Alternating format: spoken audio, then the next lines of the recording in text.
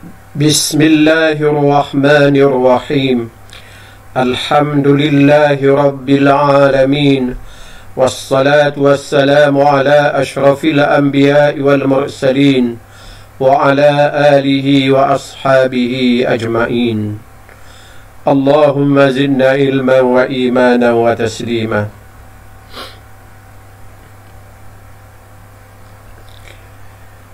Pertemuan kita pada kali ini insya-Allah Ustaz akan bincang mengenai tashbih. Mal murad bit tashbih? At-tashbih lughatan at-tamthil. Wa inda ulama'il bayan wa ad-dilalatu ala musharakatil هو الدلالة على مشاركة الأمر لأمر آخر في معنى مشترك بينهما بأداة ملفوظة أو ملحوظة لغرض يتوخاه المتكلم. Tashbih dari sudut bahasa ialah tamthil, buat perumpamaan, buat contoh. Di sisi ulama bayan ialah ayat yang menunjukkan ada perkongsian antara satu perkara dengan perkara yang lain dengan menggunakan perkataan yang menunjukkan ada perkongsian tersebut. Sama ada perkataan itu disebut secara jelas atau tidak disebut, tetapi adanya ia boleh diketahui melalui pemerhatian.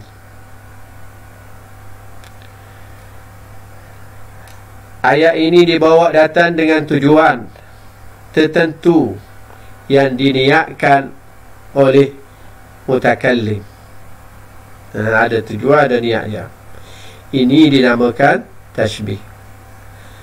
Ayat yang menunjukkan ada perkongsian makna di antara dua benda, dua perkara.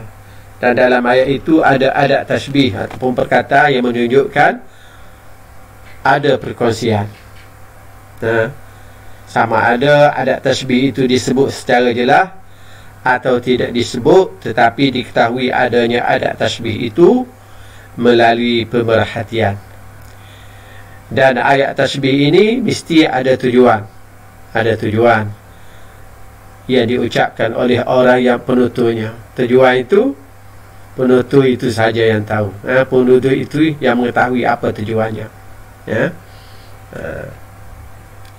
Itu dinamakan tashbih.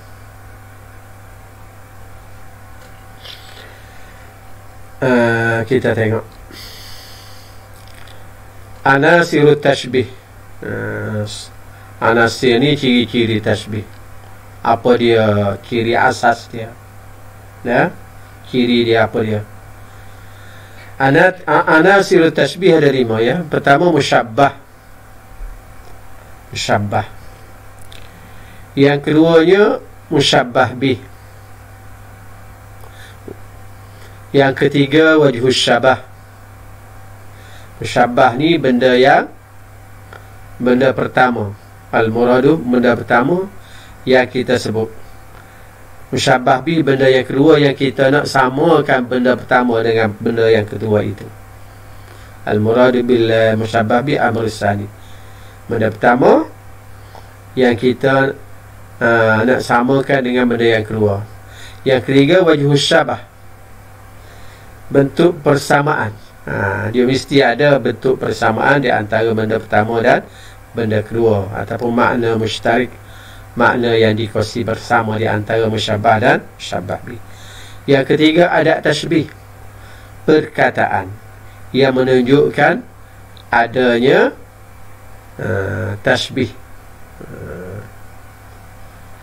Sama ada itu adat malfuzah Adat itu memang ada dalam ayat, malfuzah dilafazkan ataupun malhuzah dia tidak dilafazkan. Sebab adat tasbih ini boleh disebut, tidak boleh disebut. Jika tidak boleh disebut dan boleh juga tidak disebut atas dalam ayat. Tapi kalau disebut malfuzah, tidak disebut malhuzah, dia tetap ada, cumanya melalui pemerhatian. Yang kelima, gharad, tujuan, allazi yaqsuduhu mutakallim, tujuan yang diniatkan oleh orang yang menutur tasbih tersebut. Mesti ada tujuan. Ini anasir, ya, anasir ataupun ciri-ciri tasbih. Kemudian arkan tasbih, anasir dia ada 5, tapi rukun dia ada 4. Musyabbah yang kita namakan tadi amrul awal, musyabbah bi amrul tsani, wajhus syabah adatu tasbih. Rukun dia, rukun ni benda yang ada pada perkara tersebut. Adapun niat dia tak nampak, dia tidak nampak pada, tapi dianya ada niat dia, tujuan apa, kenapa dia melakukan tasbih. Baik, contoh tasbih. Umar mislu asadi syaja'atan. Umaru mislu asadin syaja'atan. Umar seperti singa beraninya dia. Musyabbah ni benda yang nak disamakan itu, dia panggil musyabbah amrul awal, iaitu Umar. Umar ni nak disamakan dengan apa? Nak disamakan dengan asad. Asad itu dipanggil musyabbah bih, perkara yang keluar.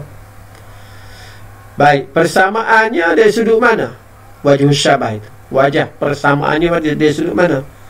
Syaja'atan, berani. Bukan wajah syabah di segi rupa. Rupa Umar dengan rupa singa memang jauh, tak sama. Singa ada 4 kaki, Umar ada 2 kaki. Jadi nak sama di sudut mana? Berani. Yang Umar berani, singa pun berani. Persamaan di sudut itu. Itu dinamakan wajah syabah. Yang ketiga, adat tasbih. Adat yang menunjukkan, perkataan yang menunjukkan ada persamaan. Mislu, seperti, seakan-akan, seumpama, itu adat. Dia disebut secara jelas di sini. Kadang-kadang ada juga, tapi tidak disebut. Kalau tidak disebut, dia panggil malhuzah. Umarun asadun syaja'atan. Umar singa di segi beraninya. Ada adat tu Umar super singa. Sebab bukan Umar tidak singa, Umar super singa. Jadi adat tu tidak disebut, tapi ianya ada malhuzah secara pemerhatian kita. Kita lain mesti ada. Sebab kalau kita kata Umar singa, memang tak terima akal Umar orang singa binatang, macam mana Umar singa. Jadi ada seperti perkataan seperti itu, walaupun tidak disebut. Kalau tidak disebut dinamakan malhuzah, kalau disebut dinamakan malfuzah, dilafazkan. Okey. Jadi arkan tasbih, kalau dia tanya ada berapa, ada 4. Musyabbah, musyabbah bi, wajhus syabah, ada tu tasbih. Anasir dia, kalau anasir dia ada 5. Kita tak masalah lagi apa dia anasir. Gharad, tujuan, allazi yatawakhkhar mutakallim, niat ataupun niat yang mutakallim ucapkan. Apa ucap ayat tasbih tu, apa niat dia? Nak puji ke, nak keji ke, ya? Gharad tasbih kan ada nak keji, ada nak puji, ada lagi gharad-gharad yang lain. Kemudian kita tengok lagi tarfat tasbih. Rukun dia saat ni ada 4. Tapi ada 2 rukun asas daripada 4 tu. Musyabbah, musyabbah bi, wajhus syabah, ada tu tasbih. Rukun asas dianya dinamakan tarfat tasbih. Tarfat tasbih ini rukun asas tasbih. Apa dia tarfat tasbih?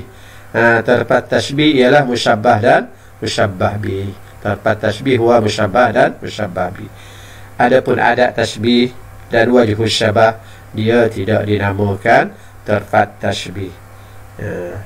Sebab apa? Wajhus syabah adat tasbih itu tidak dinamakan tarfat tasbih, sebab dia bukan rukun asas dalam tasbih.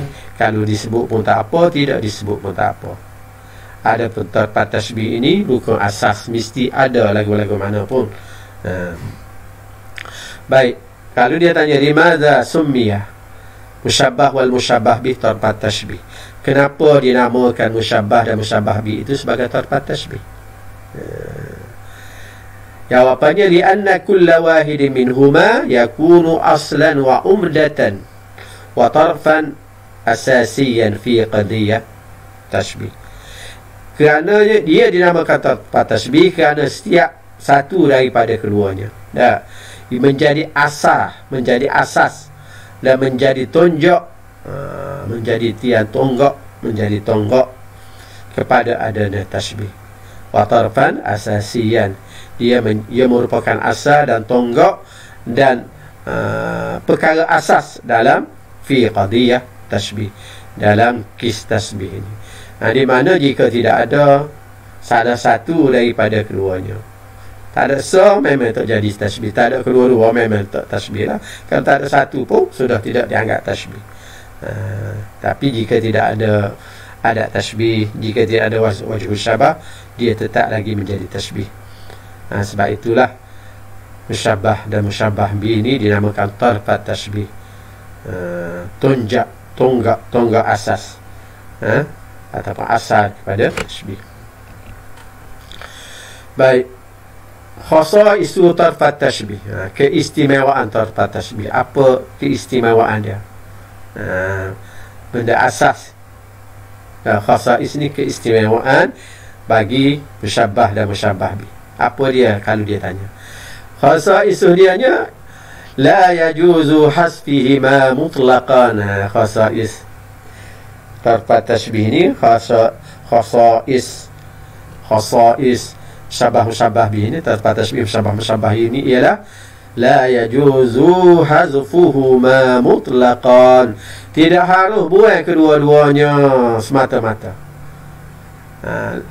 Tidak harus buang kedua-duanya, tidak harus buang salah satu daripada keduanya ataupun kedua-duanya.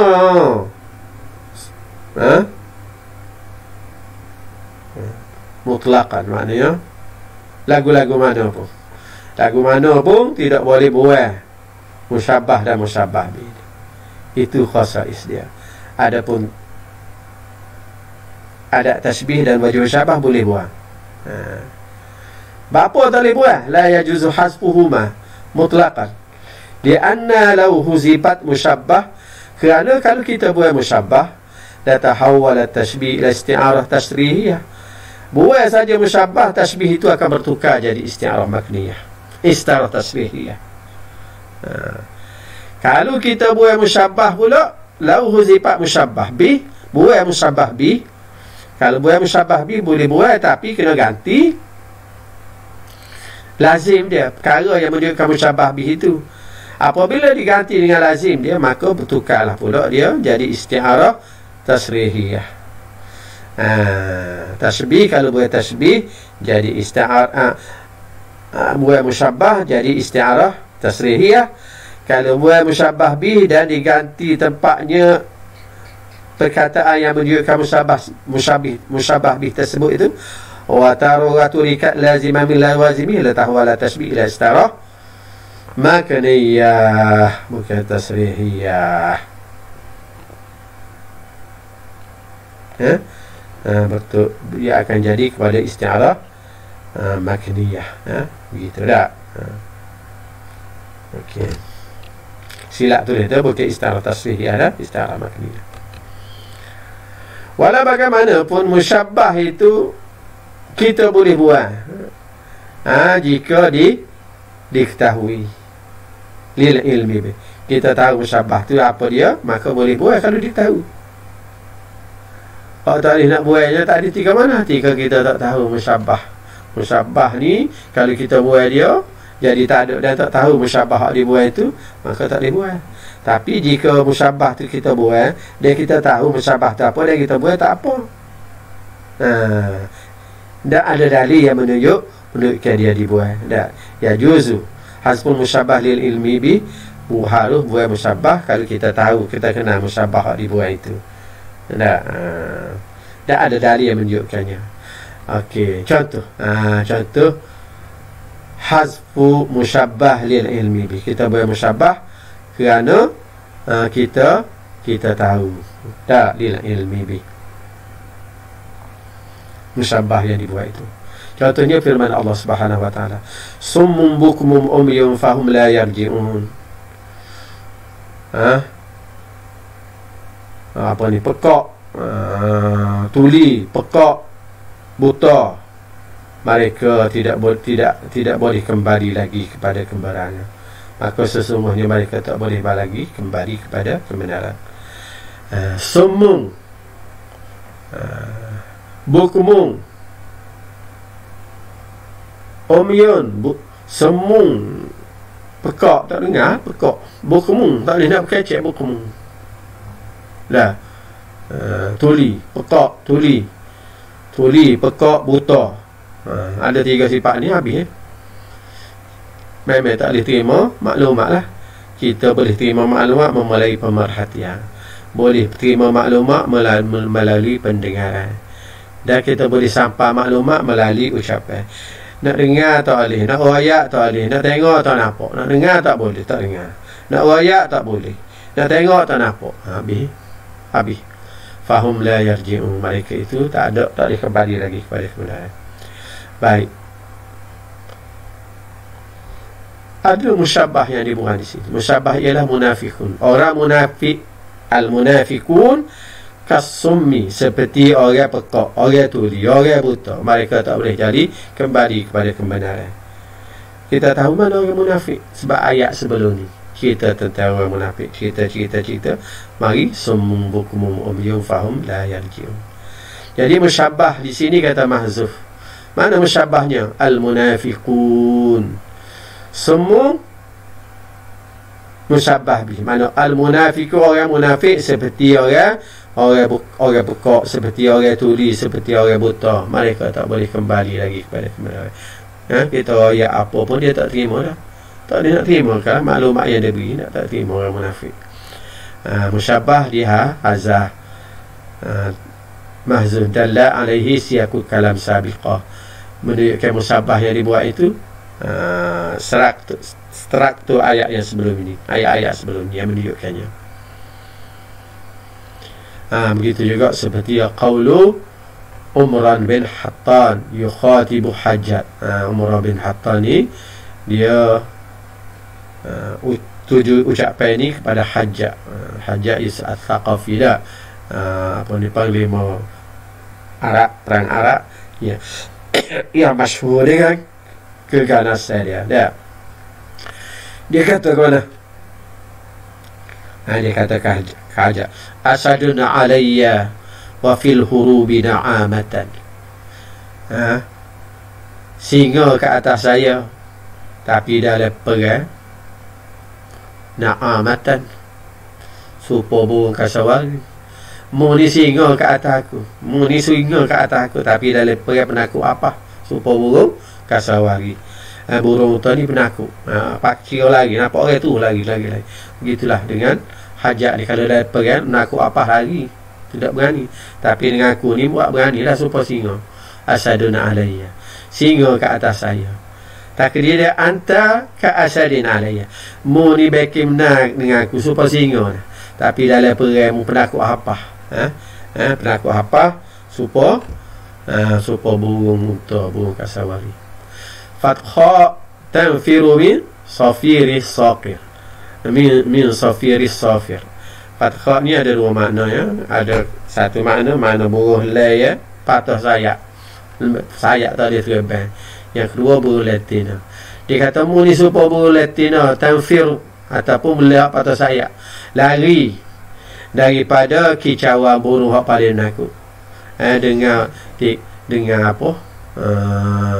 Dengan bunyi suara burung kecil hak menakut, atau sofian burung hak paling penakut. Burung apa saya tak tahulah, tengok dalam kamu dia kata burung hak paling menakut, ataupun kicauan burung hak kecil-kecil. Bunyi suara burung kecil-kecil, burung leh hak patah sayap ni lari takut. Ketika ada sayap ni kan berani benar, tapi dah dia tak ada sayap kan, dia takut kau orang lah, orang zalim kan. Orang zalim gitulah keadaan dia. Jika dia ada kuasa memang dia bengih, dia Tapi kalau dia tak ada kuasa, takut berlaku pada orang. Sebab ketika dia kuasa tu, dia menzalimi orang. Dia kata mu ni kat supaya boleh patah sayap. Penakut lari kepada kicauan burung ya. Yang bunyi kicau, bunyi suara burung kat lari. Jadi syahid di sini ya, anta ka asadin alayya. Dia buatnya apa ni, mubtada. Anta mubtada, asadun khabar. Jadi anta itu musyabbah, asadun musyabbah bih. Contoh ni buat apa? Azah mubtada. Tapi tak apa buat dia, kerana mafhum. Kita boleh tahu daripada struktur ayat itu. Usulul lagu ni walaupun tak ada apa dia? Tak ada musyabbah, dia dinamakan usulul tashbih juga.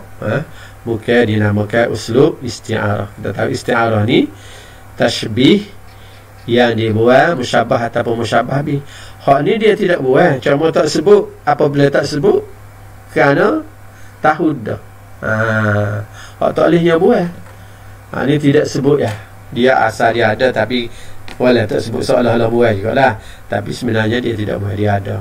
Kerana kita tahu benda itu, tasbih itu. Kalau buat, dia tidak akan jadi tasbih, jadi isti'arah. Baik, kali dia tanya, mata tahawwala tashbih ila isti'arah tasrihiyah. Tasbih ni bilakah dia bertukar menjadi isti'arah yang jelas, yang sarih? Dia kata iza huzifal musyabbah. Tasbih bertukar jadi isti'arah apabila dibuat musyabbah. Maka dia jadi isti'arah. Contoh dia, kita kata al-bahru yu'allimu fil masjid. Laut mengajar dalam masjid. Asal dia kita kata Muhammadun kal bahri yu'allimu fil masjid. Muhammad seperti laut, meluah ilmunya, dia mengajar dalam masjid. Tiba-tiba kita buat Muhammad, buat adat. Muhammad itu musyabbah, buat musyabbah. Azah musyabbah, dia jadi isti'arah tasrihiyah. Ini kita akan belajar di depan lagi. Kalau buat musyabbah, tahawwala tashbih ila isti'arah makniyah. Isti'arah ada tasrihiyah, ada makniyah. Jika mana tasbih bertukar kepada isti'arah makniyah pula. Tahawwala tashbih ila isti'arah makniyah idza huzifa musyabbah bih. Kalau buat musyabbah bih, wa turika laziman min lawazimihi, ataupun wa tarakta laziman min lawazimihi, dan kamu tinggalkan tempat musyabbah bih itu sifat dia, daripada sifat-sifatnya. Kalau kita nak buat musyabbah bih boleh, tapi kena ganti dengan yang sifat dia. Ganti dengan sifat dia bagi menunjukkan musyabbah bih. Kalau buat tu tak ganti sifat, tak boleh lah. Tidak boleh, tak akan jadi tasbih. Contoh dia tahawwala tashbih ila isti'arah makniyah idza huzifa musyabbah bih wa tarakta idza huzifa musyabbah bih wa turikat laziman min lawazimihi wa tahawwala tashbih ila isti'arah makniyah. Contoh dia nya fadha Muhammadun ilman. Fadha Muhammadun ilman. Fadha ni maknanya melimpah. Muhammad melimpah ilmunya. Bagi hak melimpah ni apa weh? Air laut. Melimpah air sungai, air laut dia. Ni nak ayatnya Muhammad kal bahri. Muhammad seperti air, seperti laut. Muhammad seperti laut, banyak ilmu. Tapi dia buat laut, dia buat tu. Dia Muhammad ada musyabbah, Muhammad ada musyabbah. Musyabbah bi dibuat, tapi bawa mari sifat dia. Sifat musyabbah bi apa dia? Mengalir. Muhammad mengalir ilmunya. Dia panggil isti'arah makniyah. Keterangannya kita akan belajarlah dalam bab nanti secara lebih lanjut. Jadi sepada itu mukadimah kita berkaitan dengan isti'arah. Semoga ia mukadimah kita berkaitan dengan tasbih. Semoga ianya bermanfaat untuk kita. Wallahu a'lam. Wa sallallahu ala sayyidina Muhammadin nabiyil ummi wa ala alihi wa sahbihi wasallam. Walhamdulillahi rabbil alamin.